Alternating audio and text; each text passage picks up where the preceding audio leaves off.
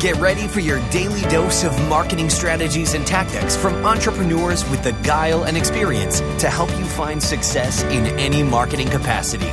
You're listening to Marketing School with your instructors, Neil Patel and Eric Su. Welcome to another episode of Marketing School. I'm Eric Su. And I'm Neil Patel. And today we're going to talk about 4 fundamental things you need to master marketing. Neil, what's number 1? Sure. Number 1 is consistency. And I'm not talking about consistency when it becomes a marketer. I'm talking about consistency when it comes to running tests. Everyone's like, oh, I know the best way to get ranked on Google, or how to create a funnel, or how to optimize conversions, or do paid advertising. You know what? Conditions change. Algorithms change within Google. Facebook algorithms change, so social media marketing becomes harder. Paid advertising becomes more competitive and expensive. Competitors learn more. They become using newer technology and they don't have all this dead weight, so they're able to move faster, right? But what I found is in marketing, what works years ago probably won't work today. So you need to constantly run experimentation. By being consistent with your experimentation, let's say running it one experiment every single week, yeah, you're going to have a lot of failures, but you're also going to learn what's not working and what is working. And one interesting thing that's happened to me is what's worked in the past. I ran tests like, for example, getting people to sign up on my website. I'm like, why ask them for a name and email? Why not just use Google authentication? They click a button and then I have all their information. Well, market conditions change. People are worried about privacy. That worked extremely well in the past, and now I found that to hurt my conversions versus just asking for name and email address, right? So get super consistent with your testing and try to run at least one marketing experiment every single week, and it's okay if most of them fail. Number 2 is having a growth mindset. So marketing, we're constantly learning, we're constantly evolving all the time because we're evolving with the technologies, right? So you look at this a year ago, this podcast didn't exist. You look at recently, Neil and I weren't doing videos until recently, right?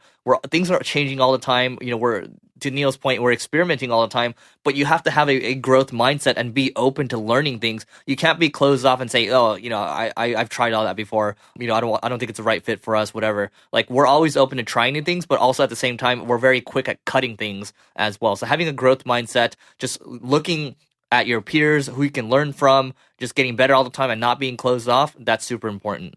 Number 3, be data-driven.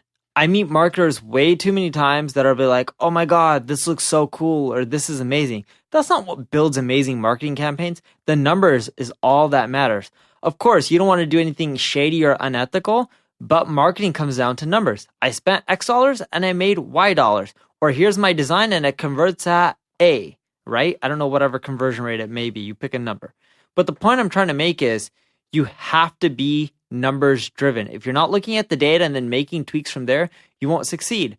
I was recently talking with my team about a new design that we're trying to release, and they all gave me a big list of changes that they want. None of it was educated. None of it was based off of data. Now, don't get me wrong. A lot of them know marketing, so it's not bad feedback, but they're telling me to make change based on what they think is cool, and they're using gut reactions versus doing research and using data. And if you don't have data, that's okay. There's other people in your industry who've written articles showcasing their data. They've even been on podcast interviews and they talk about their numbers. Go and listen to all this stuff. Go do your research. Go look for other people's data because that'll help you make more educated decisions. Number 4, last but not least, think about the process, right? Everything. Here's a really good process to look over. Look at Google the Toyota system, right? That's their entire process about how they build cars. It's no different than when you think about, you look at this podcast that we're doing right now. There's a certain podcast process, right? Where basically, we have to come up with the topics first. Both of us have to approve. We need to decide, what ad to read as well. We need to decide, who handles the show notes afterwards, who edits it, well, where are we going to meet up and all this kind of stuff. All this stuff is a process. And when you don't systematize it, things become really difficult for yourself. When you do systematize it, other people can follow it. Other people can take it over as well. Let's say you get sick or whatever, things can keep going.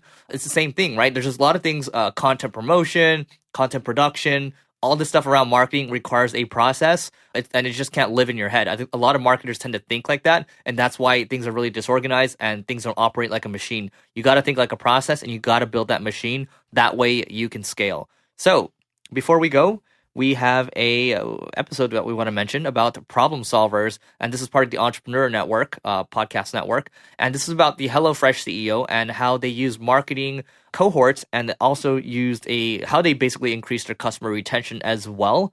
And they just recently filed to go public, so they're probably doing a couple things right. So if you want to listen in, just go to singlegrain.com/fresh, and we'll see you tomorrow. This session of Marketing School has come to a close. Be sure to subscribe for more daily marketing strategies and tactics to help you find the success you've always dreamed of. And don't forget to rate and review so we can continue to bring you the best daily content possible. We'll see you in class tomorrow, right here on Marketing School.